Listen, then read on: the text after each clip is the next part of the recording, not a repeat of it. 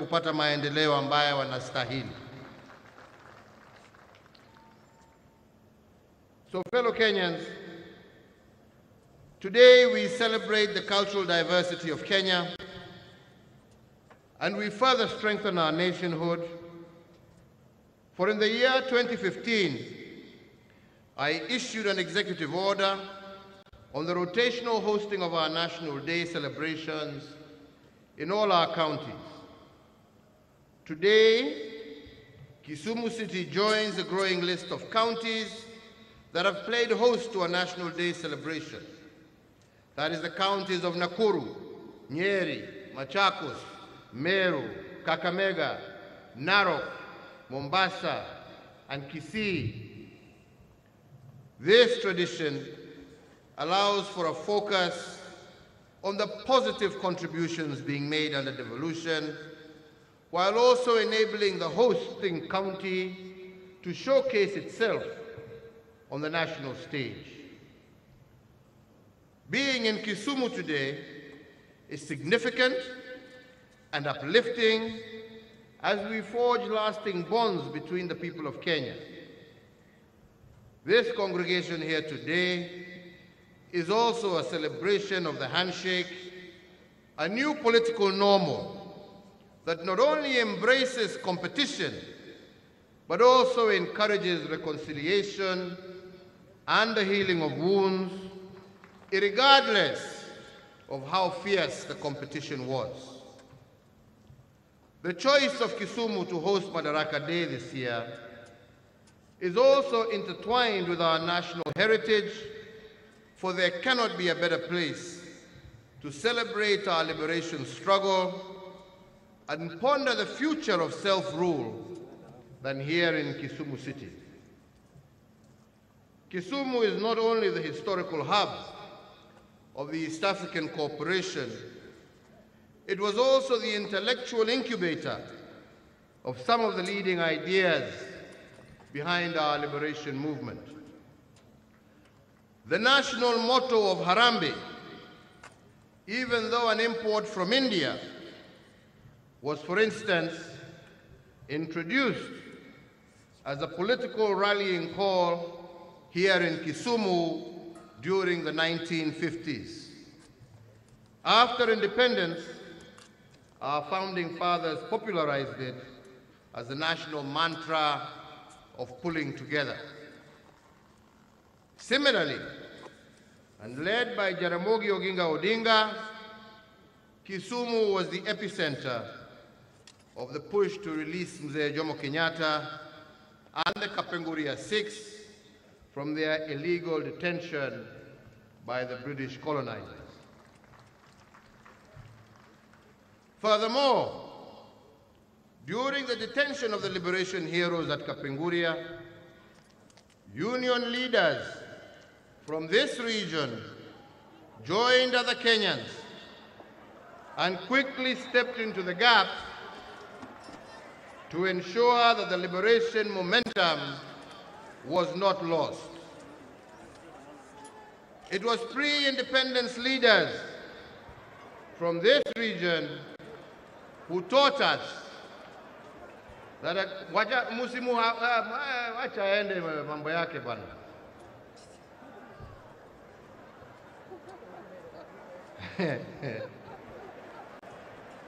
Haya, tuendelee sasa.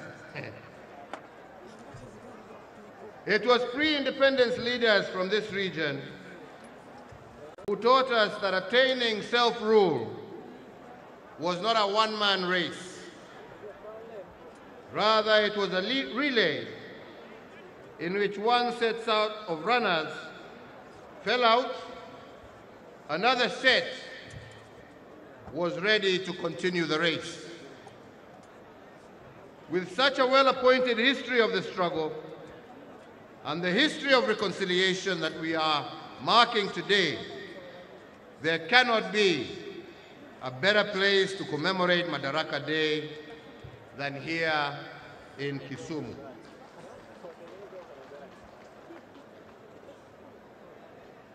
Fellow Kenyans, today we celebrate close to 6 decades of self-rule.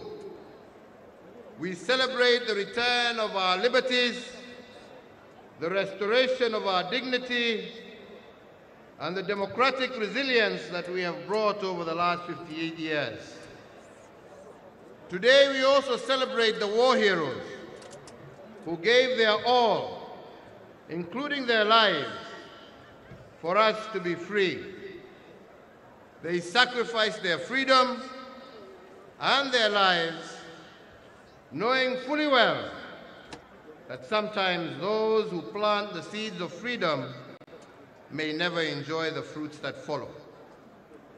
For their martyrdom, we honor our fallen heroes this Madaraka Day, and we do it fully conscious that a nation that does not honor its heroes will receive no honor amongst nations, to quote one thinker.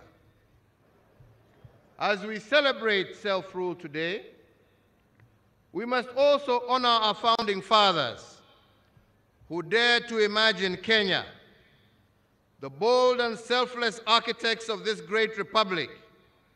And from this region of Nyanza, we honor, among others, Jaramogi Oginga Odinga, Tom Joseph Mboya, who was the architect of our economic blueprint at independence, and Achieng Oneko, amongst others, who was one of the Kapenguria Six. Today we honor all the founding fathers of this nation, and we must also recall their principles of nationhood, and I will today just mention a few of these. One, they taught us that a progressive nation is one that is in continuous conversation with itself. This is because nationhood is a negotiated process that needs constant alignments and adjustments in the pursuit of perfection. The architects of Madaraka, however, warned us, a fact that I will not tire to remind you, that in making such adjustments and alignments, we must always avoid the paralysis of constitutional rigidity. Two, they taught us that self-rule is not an end in itself. It is a means to a greater end. Indeed, to quote T.J. Mboya, he said, and I quote, "Only through freedom and human rights could a people cooperate fully with their government," end of quote. But fellow Kenyans, freedom and human rights to be realized, the paradox of choices must be resolved. Three, they reveal the paradox when they emphasize that self-rule is the granting of opportunities, but accompanied by the burden of choice.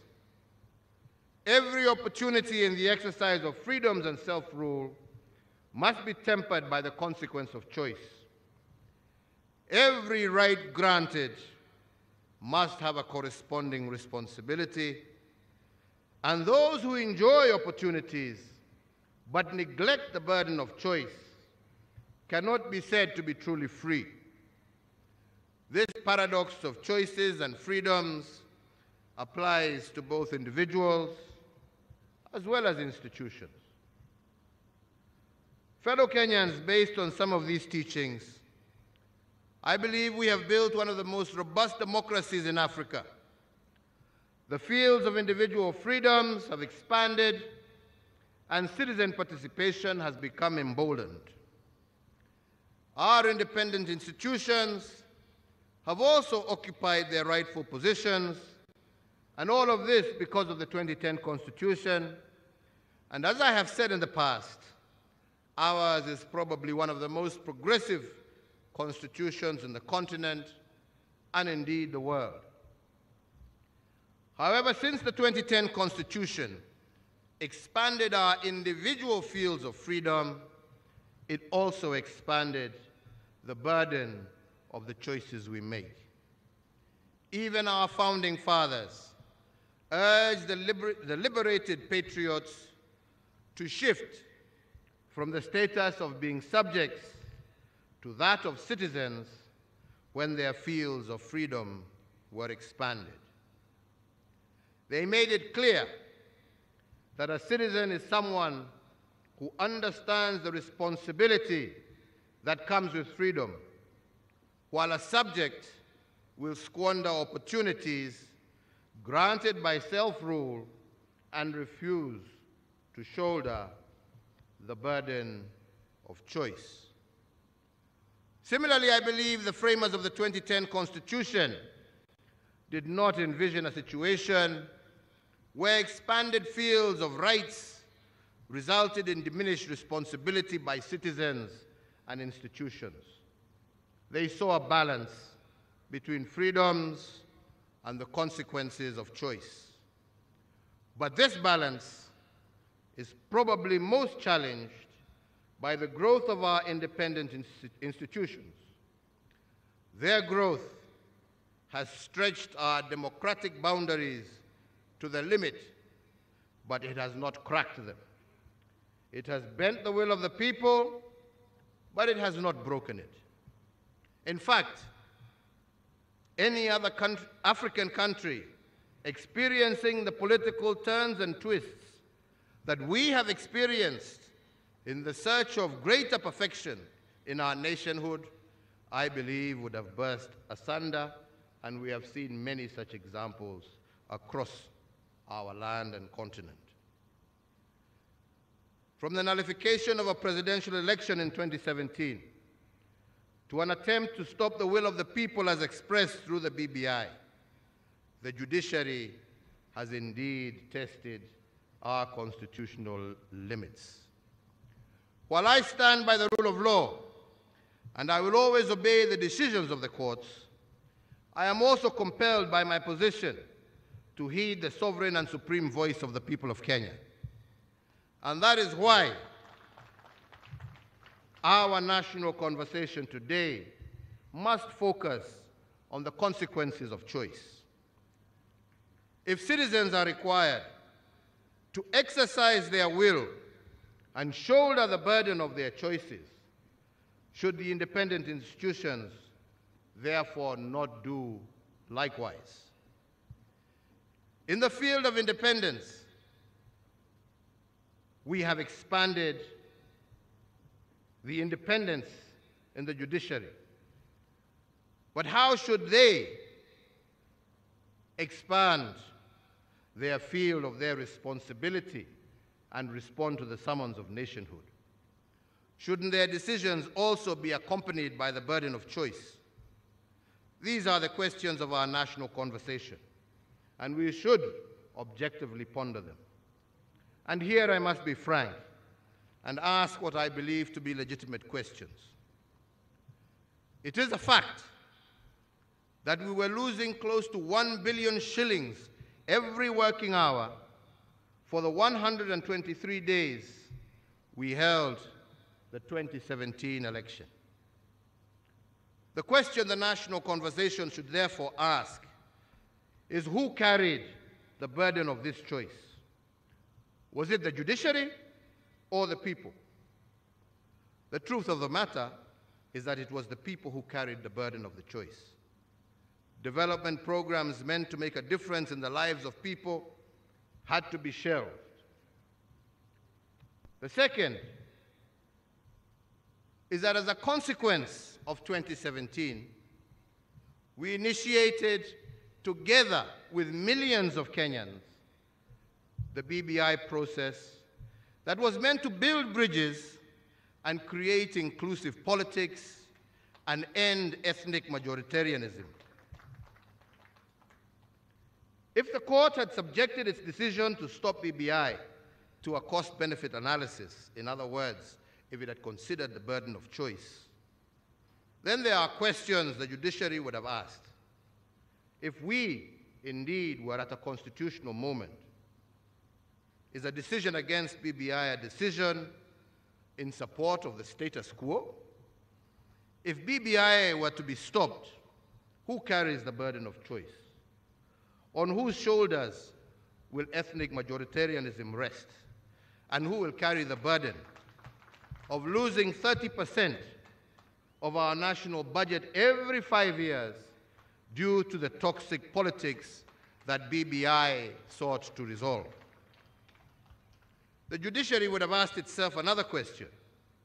Can Kenya truly be a democracy if the people are denied the opportunity to express their sovereign and supreme choice at the ballot box on the basis of elevating technicalities over the overriding objectives of the law?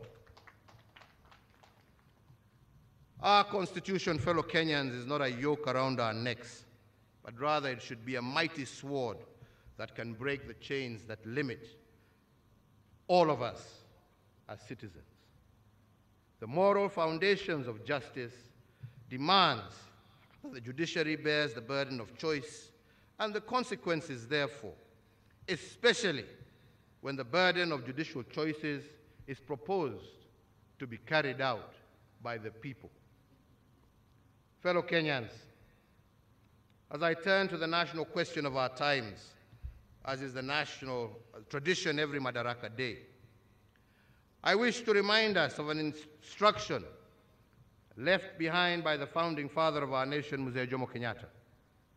He said, and I quote, "Our children, born and unborn, may learn about the heroes of the past, but our present task is to make ourselves architects of the future." End of quote.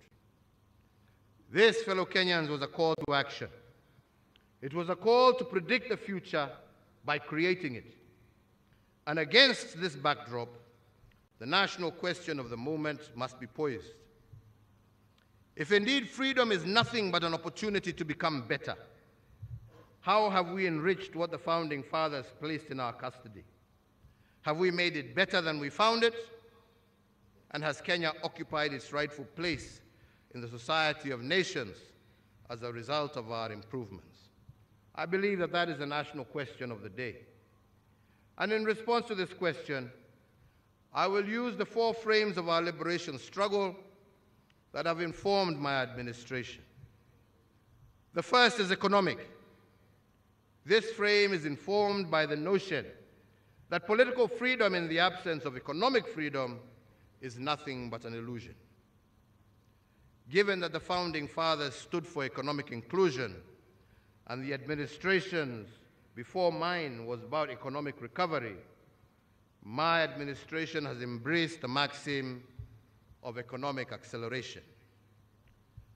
Economic acceleration in my administration is about increasing the speed of achieving our national goals.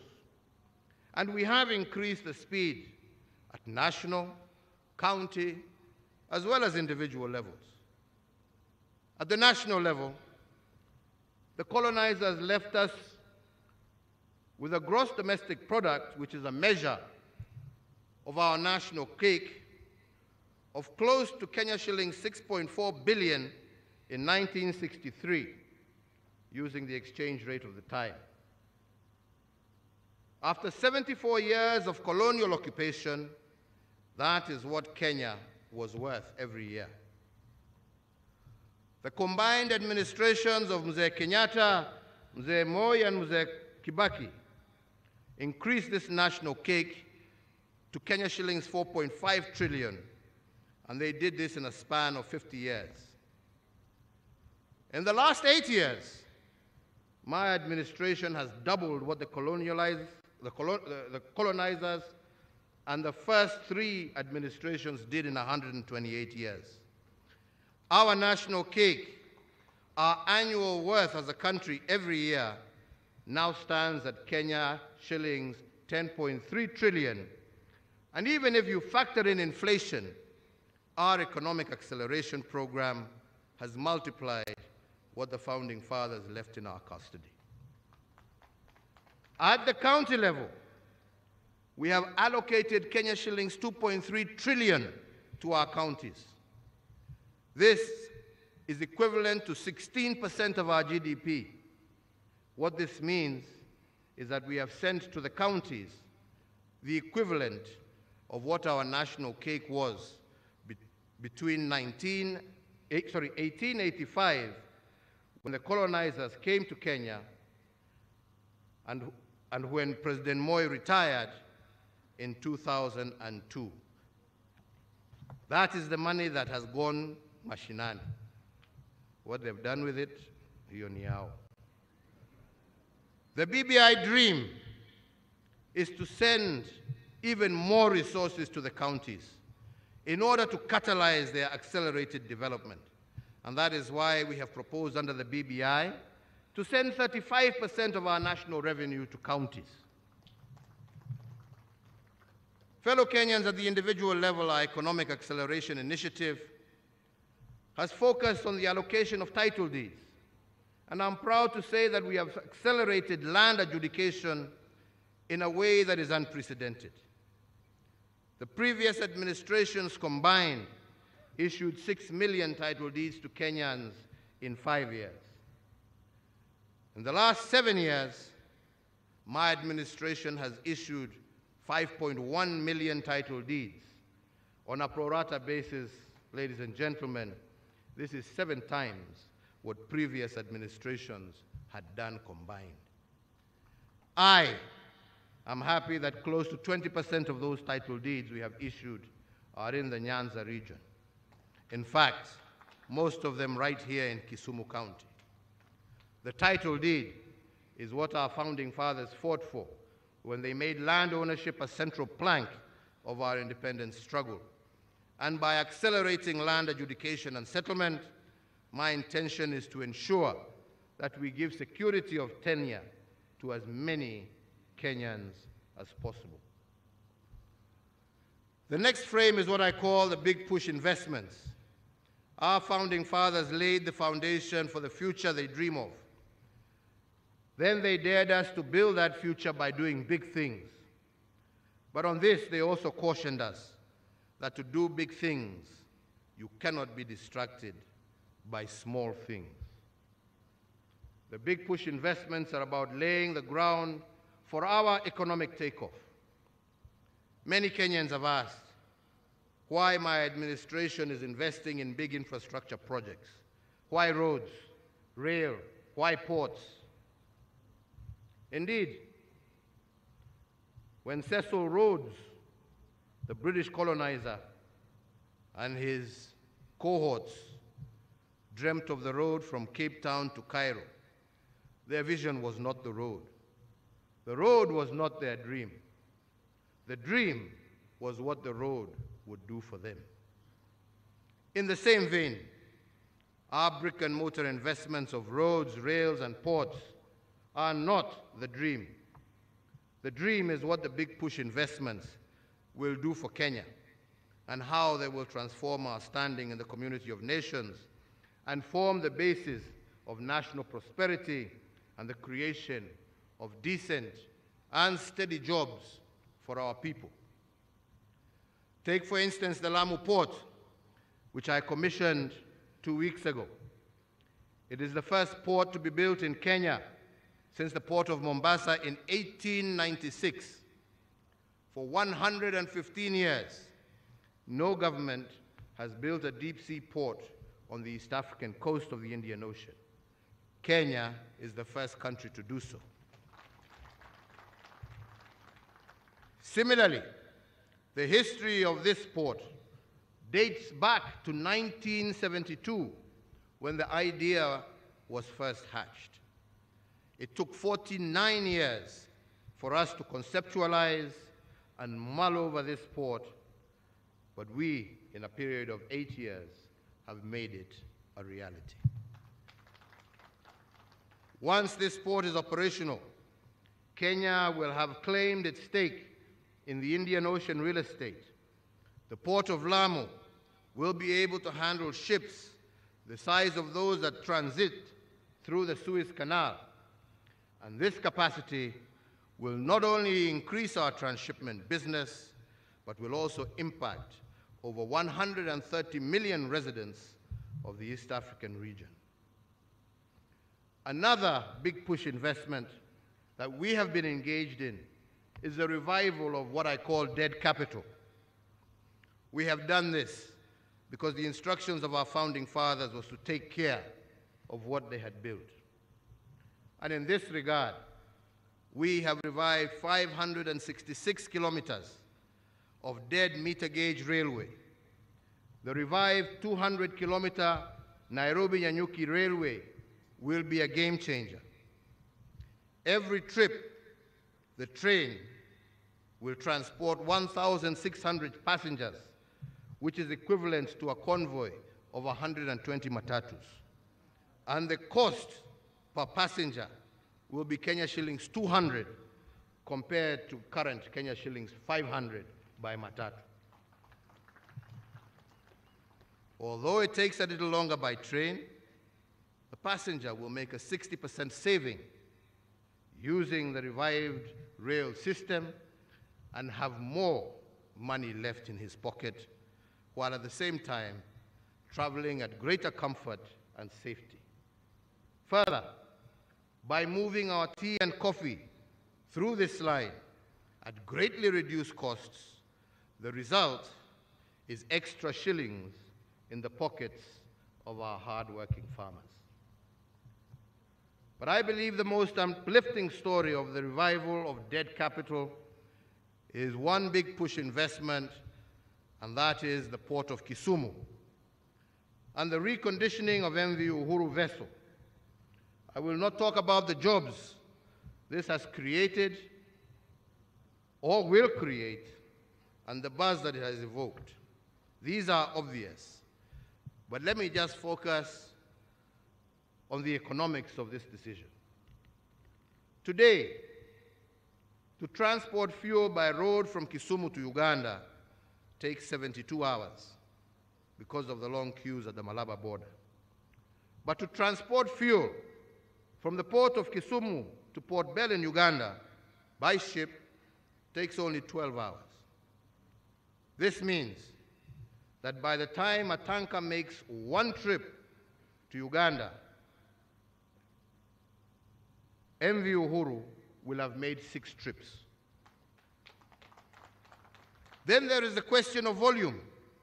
One tanker carries 20,000 liters of fuel, but one wagon aboard our vessel in Kisumu carries 60,000 liters, which is 3 times the size of a tanker, which means that every time the ship sets sail, it carries 1,100,000 liters of fuel. If the ship accommodates 22 wagons, each voyage it makes to Port Bell is the equivalent of a convoy of 66 tankers headed to Uganda. What is more is that it costs $35 to transport 1,000 liters of fuel by road per kilometer. Over the lake, it costs $16 to transport the same through the port of Kisumu. That means for every $2 spent transporting fuel to Uganda by road, you spend only $1 through the port. Furthermore, the fuel lost, don't ask me how, but the fuel lost, kila mtu anajua nini inatendeka huko. The fuel lost by road transport was estimated to be worth Kenya shillings 6 billion every year. Today, by transporting through rail and lake, this has been reduced to 0, while fuel adulteration is a thing of the past. For those asking why we have made a big push investment in the port of Kisumu, that is your answer. It takes 1/6 of the time to transport goods by ship compared to by road, and this is good for traders, but also for investors, making our region that much more competitive globally. To date, that one single vessel has transported close to 50 million liters of fuel to Uganda. If in one trip you can carry 3 times the volume compared to tankers, I believe that that is good commerce. If it costs you half the price to use the port of Kisumu, that, my friends, is good economics. Indeed, all our big push investments have been conceived to catalyze the economy and to provide the most rational choices for all actors. So, fellow Kenyans, I want to go to a third frame that I would like us to ponder over this Madaraka Day, and that is the restoration of dignity. And our founding fathers defined dignity as freedom from want. From the onset, liberation from the poverty of dignity was a central motive of our independence struggle. Indeed, our founding fathers taught us that self-rule will not be fully attained until self-worth is restored. And the national question we must ask is whether we are on track to liberating our people from the poverty of dignity, and to what extent have we liberated them from want. Article 23 and Article 43 of our Constitution makes the restoration of dignity a continuous process rather than a one-off activity. We must ask this Madaraka Day is how well have we rendered this aspect of our freedom? Some may ask what poverty of dignity is. Let me explain. Before we started the big push investments in Nairobi, there was only one clinic with 15 beds serving 500,000 residents of the Uhuru informal settlement. Meaning that when a mother delivered a baby in Uhuru, she had less than 1 hour of postnatal care before being asked to leave to make way for the next patient. This is the poverty of dignity. We have fixed this indignity by building 25 hospitals in our informal settlements of Nairobi to ensure that our mothers do not need to go through that kind of indignity again. Let me give another example.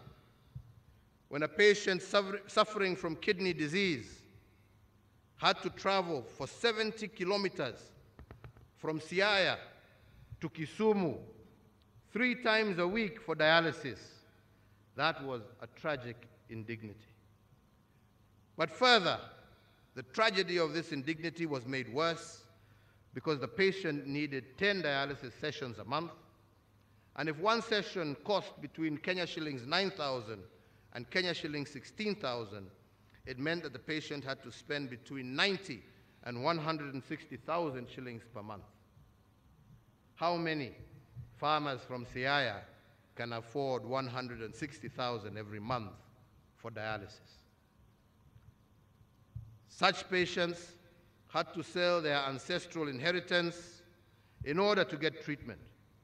The net effect of this was that their illness ended up diminishing their families and indignifying them for generations to come. Today, I am happy to note that a patient from Siaya no longer has to travel 70 kilometers to Kisumu for treatment. There are dialysis machines in Siaya at the sub-county level. Similarly, he does not have to pay 160,000 a month for dialysis or sell his ancestral land. All he needs to do is to spend 500 shillings every month on an NHIF card, and this card gives him free dialysis every month. If dignity is freedom from want, then we have restored it using our health interventions, as I have just stated. I say this because between 1963 and 1978, as a country, we had only 1 renal unit and 1 dialysis machine. President Moi added 1 more, and President Kibaki added 4 more renal units. By the time our administration took over, we only had 6 renal units for the entire country. Today, and in only 6 years, we have 54 renal units with 360 state-of-the-art dialysis machines distributed among all 47 counties. Coupled with the NHIF card, this upgraded health infrastructure has restored the dignity to many families previously condemned to disinherit their children because of disease. The dignity of families is supported by sustainable livelihoods, and it is for this reason that my administration's agenda continues to focus on creating an enabling environment that offers every Kenyan an opportunity to participate in the economy. Over the years, for example, micro, small, and medium business enterprises have turned to be breeding ground for indigenous industries. Because of this remarkable expansion, their contribution to national development continues to grow from strength to strength, and they are today the greatest engines of employment creation in our nation. To enable this region make its contribution to our national development, I look forward in the coming months to once again visiting Kisumu to commission the development of the 1,000-acre Kisumu Special Economic Zone. This singular initiative will provide immense opportunities for value addition of agricultural products for the entirety of the Western region and enhance the blue economy activities of the Lake Victoria Basin. The dignity that we seek to restore through livelihoods, I believe, will give every Kenyan an opportunity to participate in economic development. For instance, many of our Juakali artisans and craftsmen have had to endure the inequity in the tendering of contracts because of their lack of ability to get certification, hereby denying them the opportunity to get access to work. I am announcing, therefore, today a new initiative by my administration to provide a framework for the recognition of their skills through the awards of certificates based on competence in order to enable our Juakali sector participate in various economic opportunities that have currently been denied to them.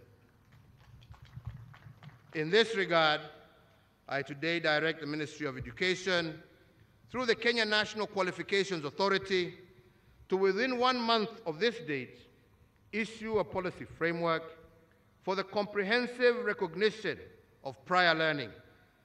This policy intervention will expand the opportunities for artisans and craftsmen in our Juakali sector to participate more meaningfully in our economy. Fellow Kenyans, I will now end briefly with the fourth frame of our national question this day. For us to secure what we have achieved in 58 years, we must not make politics the heat and the light of our national existence. Instead, we must endeavor to pursue political stabilization by any means necessary. I say so because stability and peace is the lifeblood of our republic. What we have built for 58 years can be destroyed in one day of political instability. But we cannot engage in political stabilization if we continue to live in political denial. For instance, and I will say it again, everyone knows that the BBI is good. It's good for our country. It is even good for those people who are unhappy with it. But too many Kenyans have embraced fear of change over the need to continuously strive for a more fair, just, peaceful, cohesive, and democratic Kenya. They oppose the bill sometimes not because of its substance, which even its harshest critics concede is good, but because, unlike our founding fathers, they cannot dare to imagine a better Kenya for all. Fellow Kenyans, as I said of the judiciary, their decisions must consider the letter of the law, But fundamentally, the spirit of the law must also guide them. I say so with all humility because the spirit of the law is the light that will illuminate the burden of the choices that they make. For every decision they make, the spirit of the law will lead them to the consequences of their choices. The judiciary should be guided by the spirit of the law, and political stabilization will be easily achieved. And as for all of us, the political elite of this country, if we are going to continue to remain short-termist and self-serving, the consequence of our choices will become a permanent burden on our people. Let it be clear to all Kenyans, short-termism is not the path to political stabilization. Our founding fathers encouraged liberated patriots to upgrade their status from being subjects to that of being citizens by embracing freedom with responsibility. And I want to make a similar invitation to our political class this Madaraka Day. I want to invite them to upgrade their status from being politicians to being leaders. Politicians are too often obsessed with personal gain, but it is our national pain that should disturb them. Fellow Kenyans, I have just illuminated just a fraction of what my administration has done, for that is not, I believe, important. That is not what is important. What is important is the recognition of what those who went before us did. We have only built on their foundation with the full recognition that we are still a long way to achieving all the hopes and aspirations of our people. But like our forefathers, we live in the hope that future administrations will not seek to live in acrimony and division, will not seek to destroy, but to build on our achievements and reach even greater heights so that we can truly live the vision of Kenya as articulated by our forefathers, that the task before us is not today, but how can we become architects of that future. And that is why today I want in particular to thank the Right Honorable Raila Amolo Odinga for embracing national pain over his personal gain when we did the handshake. What is more, and many do not know that, is that he did this without asking or demanding anything from me.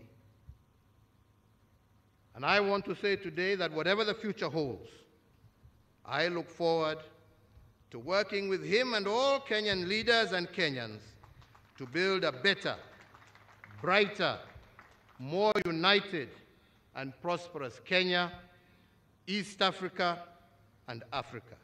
Nimesema asante Jacomo na kwa viongozi wenzako wengine wote. Asanteni.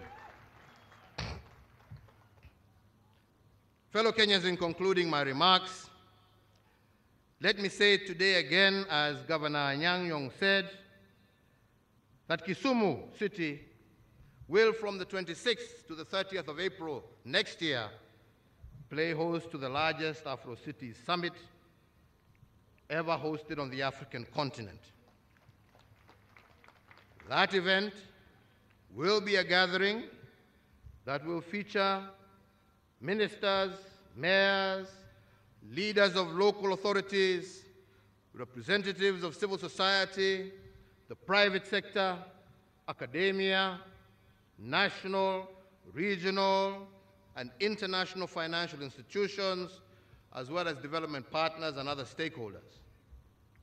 My extension, Governor, my administration, Governor, will extend to the county government of Kisumu every support in order for you to be able to showcase Kenya and Kisumu to Africa and the rest of the world. In the same breath, allow me to say how proud I am today to be addressing you from this brand new Jomo Kenyatta International Stadium in Kisumu, and I wish to assure you that all the remaining works will be completed over the next coming weeks. Hongera Waziri Amina Mohamed and your team, pongezi sana na muendelee hivyo hivyo. So ladies and gentlemen, it is now my very distinguished pleasure and honor to wish every Kenyan, wherever you may be, a happy Madaraka Day, and to once again encourage you to stay safe. May God bless you all. May God bless Kenya. Mungu aibariki Afrika Mashariki na Mungu aibariki kontinenti letu la Afrika. Asanteni sana, asanteni sana. Nimewashukuru sana sana sana sana sana. Thank you. Basi kwa heshima naomba tusimame kwa wimbo wa taifa. Kwa heshima naomba sote tusimame tafadhali.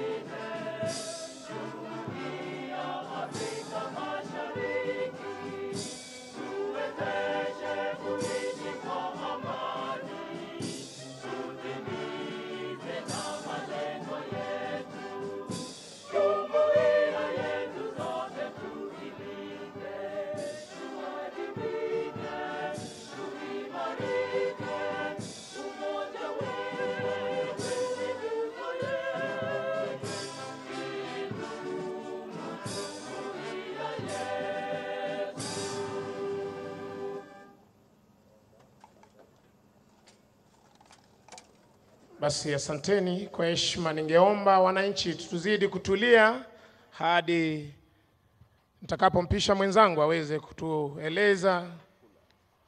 Mwenzangu Wafula, tafadhali popote ulipo uweze kutueleza jinsi wageni mashuhuri wataondoka. Tutulie kwanza, tutulie. Naomba tutulie. Msafara wa Mheshimiwa Rais na msafara wa Rais wa Burundi. Wengine tutulie tafadhali. Kenya tunayoipenda uweze kuondoka ukisindikizwa na msafara wa naibu wa rais. Tujivunia sana tukijiita wa Kenya, nchi Tubaki tumetulia jamani, tubaki tumetulia.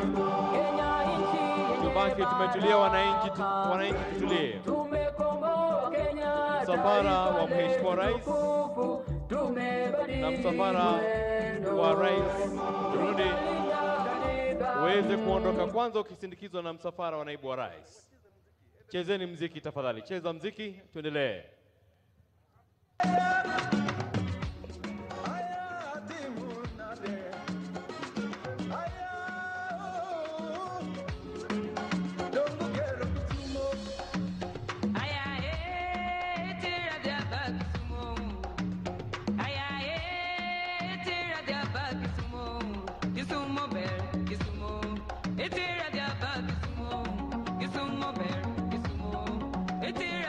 Asante, tuzime mziki kidogo, tuachilie msafara wa Mheshimiwa Rais. Wengine tubaki tumesimama mpaka msafara wa Mheshimiwa Rais uondoke. Atafuatwa na mshahara wa Mheshimiwa Rais wa Jamhuri ya Burundi. Kwa heshima, wengine tutulie kwa heshima. Asante, asante. Tulete magari ya Mheshimiwa Rais wa Jamhuri ya Burundi Kwa heshima, wengine tubaki tumesimama pahali tulipo. Anasindikizwa naye Mheshimiwa Naibu wa Rais. Asante, tulete msafara wake Mheshimiwa Rais wa Burundi. Wengine naomba bado tutulie.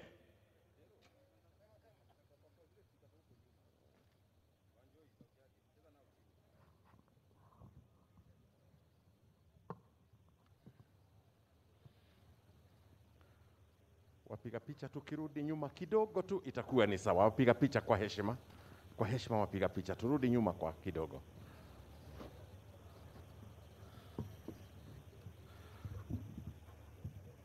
Msafara wake Mheshimiwa Rais wa Jamhuri ya Burundi tulete.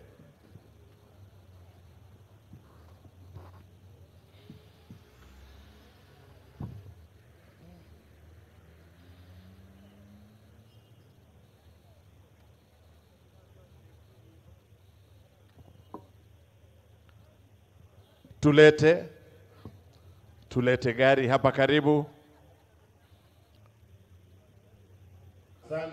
Well, that marks the end of the 58th Madaraka Day celebration, where President Uhuru Kenyatta has just left, followed by President of Burundi, that is Evariste Ndayishimiye, who has just also left. And what we've been able to pick up is that President Uhuru Kenyatta has been very categorical on matters building bridges initiative, calling on the judiciary to reconsider their decision on actually stopping the BBI reggae. Remember, President Uhuru Kenyatta, in putting up his case for the BBI, has also gone ahead to say that the judiciary must also live within the times and know what has happened in the country with regards to the also calling upon them to look at the cost-benefit analysis. Actually, President Uhuru Kenyatta has gone ahead to enumerate some of the monies that have been used when it comes to the Building Bridges initiative and what has been saved when it comes to peace. President Uhuru Kenyatta also, in finishing his statement, being very categorical, saying that the peace and tranquility that is being seen in the country right now is with regards to the Building Bridges initiative. Remember, even before we started this broadcast, we were saying that it will form the biggest chunk of his conversation, and he has actually taken cue from that, even calling on former Prime Minister Raila Odinga to even speak onto it, with the former Prime Minister asking the people, do they really want the BBI to continue? So today, President Uhuru Kenyatta has made that passionate appeal, even insisting that he still respects the independence of the judiciary, but also calls upon them to live within the times that the country has seen, also saying that the peace and tranquility that they are enjoying right now in the country is courtesy of the handshake that they made with with former Prime Minister Raila Odinga in 2018. This being the surest show of support to the BBI, and also calling on people everywhere in the country, even including those that are unhappy with the Building Bridges initiative, to reconsider what has happened. Remember, in President Uhuru Kenyatta's speech, he said that there are those that are really unhappy, but they stand to gain from this Building Bridges initiative. I don't know whether we do have time to even speak to some of the dignitaries who are leaving, but we will be able to give that immediately we do come back with our news bulletin. But right now, that is President Uhuru Kenyatta setting his case for the Building Bridges initiative, and falling short of saying the direction that they will be taking, but only calling on the judiciary to reconsider their decision on the BBI. Remember, President Uhuru Kenyatta has put in his appeal with regards to that decision. The BBI Secretariat has also done the same, and also the Attorney General has done the same. So we will be looking to see what the judiciary will be taking. Remember, even at one time, President Uhuru Kenyatta took time to even recognize the CJ, that is the Chief Justice Martha Koome, and only going ahead to say that this is that time that Kenya needs that Building Bridges initiative. Right now, I take you back as they prepare for news, and we'll be coming back to give you more on what has been said with regards to this function. Back to you, studio.